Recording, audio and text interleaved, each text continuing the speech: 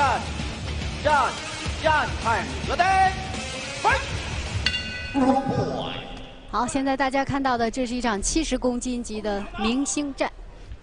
这个对战的双方，红方是欧阳锋，刚才介绍被称为是小吸毒，24岁。是。那么他的对手蓝方是碎魂者柳雷。对。啊，他是27岁。两个人呢，2020年一整年其实收获满满。对。对，两个人都是大赢家，我觉得，一个是这个国家级金奖的获得者，一个是新人王金奖的获得者。对。所以这场比赛呢，其实，哎呦，破前有命中了啊！柳雷是不是能够防住？所以刚才说这场比赛其实是中国这个级别一哥的这样的一个70公斤级一哥争夺战啊，因为他两位都是在这个疫情期间嘛，今年比较特殊，我们打的这个内战当中涌现出的两位新人，表现非常不错，两位新人是啊，两个人技术特点，还是要介绍一下啊。欧阳锋他是散马膝转过来的啊，那控制距离比较好，而且尤其是拳法也比较不错啊。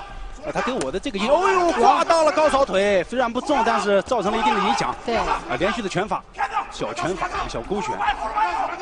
哦，后摆拳又命中了，柳雷要注意啦，调整一下，控制一下距离。刚才说到欧阳锋给我的印象就是他的那个砍扫腿。对，他争夺这个70公斤级超级新人王金腰带，对付那个宋少秋那一阵。对。所以让对方失去战斗力啊。对。就连续的重复的落点的砍腿。哦呦，这个柳雷这个时候有一些晃悠了吗？能不能坚持住？一回合。欧阳锋这个进攻的频率太快了，没有给对手喘息的机会。对，能不能撑过第一回合呢？柳雷这个时候消耗好像有点大，他的动作有一点慢啊。对，柳雷其实这个时候只需要稳住就行了，撑得过。要看清楚对方的这个攻势，对，然后去躲过对方就可以。又是高潮，哎呦，哦呦，高潮！哦，这次要读秒了吗？裁判没有给。这本来接腿以后应该是他一个接招，是啊，结果反而让对方扫了一下，是吧？打得有点被动，所以机会啊就在瞬息之间了。对。这场比赛看来欧阳锋准备的更充分。其实我们听到这个蓝方柳雷的边角教练阿潘的声音，他的声音非常有识别。就阿潘教练的特点是，从这个开始打的这个铃声起，他会喊到最后，他不停的。所以柳雷今天对于对方的这种勾拳好像没有做太多的这个防守啊。对。我倒是觉得，好，还有10秒。第一回合能够撑得过去，调整一下，还有一分钟时间休息一下。哦，跳膝。哦，这个时候欧阳锋好像也要调整一下，并不是这么特别着急了，因为第一回合也快结束了啊。因为我觉得蓝方柳雷能够撑得下第一回合，我觉得来讲就对他会增加一点信心的，因为毕竟欧阳锋那个进攻那个第一回合一直都是被动，啊。对，我们也很担心，可能第一回合都撑不过去。是啊，我们来看一下曼宁的回放。哦，看这是上来的一个后直拳有塞中，就已经晃悠了啊。后摆拳，小摆拳又一次。前摆拳，勾拳，刚的高潮。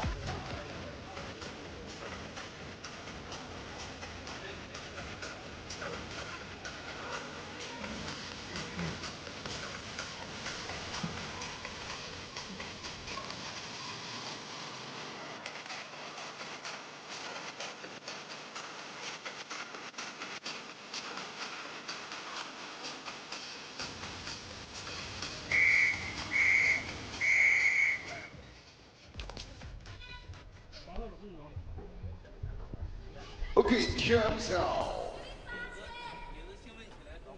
不出赛了。热灯 ，fight！ 好，第二回合。第二回合。但我建议柳雷啊，这一回合稍微稳一稳，控制一下，然后给自己更多恢复的时间，不要让对方轻易的就进来打一些小幅度的勾拳呀、摆拳，你看就是这样的拳种。虽然拳并不是特别的重的话，但是给你造成重复的伤害。但我觉得今天柳雷进入的状态慢，整个第一回合我觉得他是没有那个状态的。对对。其实刚刚出场的时候，我还真的有点担心红方欧阳锋的，因为他以前的出场是一袭黑袍遮面，然后就特别侠客的感觉。今天没有穿那个，我还怕影响到他的状态。结果看来不是，反倒是更勇猛了。对，两个人现在是互换低扫腿了。看，又是这个，两个人互换，改变战术了。柳雷要做好防守。当然，两个人躯体防守做的都非常不错。好，接腿来个巧攻，没有做好。勾腿、扫腿。一个是节奏，一个提醒他要靠近他。对，所以你看这两个人在较量的时候啊，双方的这个教练也起到了至关重要的作用。就第一时间给自己的运动员反馈更多的意见。现在看到的是欧阳锋的教练赵慧哲，张慧哲也是被评为了这一届金拳奖的最佳教练员奖。孙老师觉得教练哈，对于一个运动员，他会起到一个多么重要的作用？那作用太大了啊！有的很多运动员不管什么项目啊，有教练员在那儿站着，哪们有的时候不说话，心里有底，心里就觉得有底。那么有时候你没有底的话，就是要老回头去看教练啊，像刚才被 KO 的也叫 TKO 也好，叫什么也有这个情况，刘亚宁嘛，是吧？再一个呢，就是几句话的点拨，让你瞬间能够清醒，能够找到一个正确的策略。正确的一个技术上的一个方向，是你这样才能够化被动为主动，或者是扩大优势。是，否则的话，你这个一味就打懵了，或者说战术不得当，一味的这个就是劣势吧。那今天我觉得这个欧阳锋在战术的使用上，在必胜的信念上，在场上的发挥上，从目前来看要强于蓝方柳雷。那刘雷我觉得非常可爱的一个小伙子，其实我跟他并不熟。昨天我在找这个运动员称重的场地的时候，无意当中碰见他，他穿的也是普通的，不是运动员的服装，是给我一直带到这个这个称重的这个地方。我觉得我们运动员挺可爱的，非常朴实。所以这个时候你看到刘雷其实控制住局面了。对。第二回合打的不是那么的吃力了，稍微一点时间。他是这个泰拳系选手，一般泰拳系的选手就进入状态慢啊。是。最后一点时间了。给他还留下了1局的时间，能不能扭转乾坤？对。所以还是有机会的啊！虽然第一回合非常的被动。那现在您看，就是这个作为柳雷，第3局现在这么劣势，给人大家可能普遍都感觉他现在差一些，对，怎么来改变？而且还只有1回合的时间。所以第2回合已经找到办法了。那么第3回合其实还要沿用第2局的办法，在办法上面再加强一些，就像刚才那个低扫腿，连续跟对方去换，我觉得是占便宜的，可以去多做。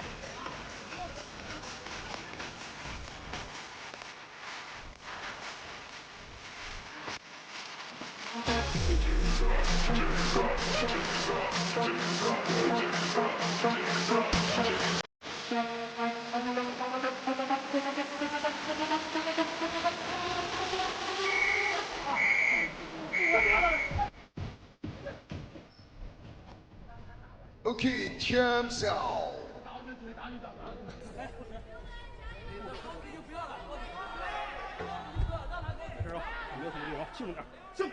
双方教练都在开始制定新一轮的战术了。高腿不要，高腿不要了。为什么呢？就是节省体力，就是攻击那一点。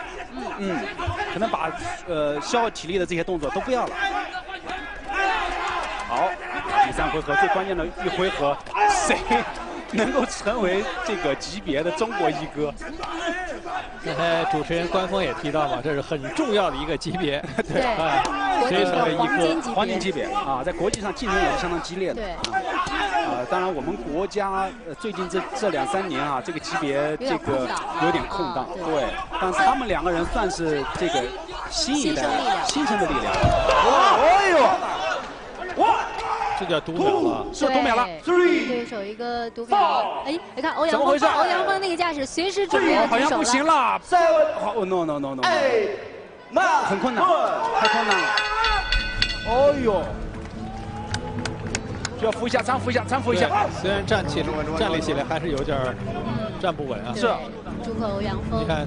看来这个最佳教练员也不是白得的哈，这个奖项。刚刚孙老师也给我们讲了教练的这个重要性。对，很重要。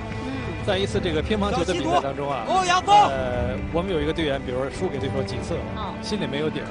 结果来了一个就是曾经带领队员多次战胜过对手的一个教练，其实往那一站，其实也没有说更多的新的招法。 对方马上就毛了，哎，就认为已经找到给对方的压力，哎，克制他的办法，最后就是获胜了。所以有时候裁判员的不是这个教练的这个作用真是。所以以后大家再碰到赵慧哲教练带出来的这个徒弟哈，肯定会心里会有点要重视起来呀。对，你看教练和他的这个队员啊，相拥，对，所以我觉得绝对优势，绝对优势。 自始至终是占据主动。看一下回放。高扫。高扫，对。在之前有刮到过这个高扫啊，在第1回合的时候，看两个人分开的时候，这个时候其实两个人有所放松了啊，尤其是柳雷，但对方跟了一个这样的一个动作。对。好，我们祝贺小西都欧阳锋，70公斤级，中国一哥。是。做检查应该没什么大碍。我们来宣布比赛结果。 比赛进行到第3局，52秒，红方 TKO 对手。比赛结果，红方胜。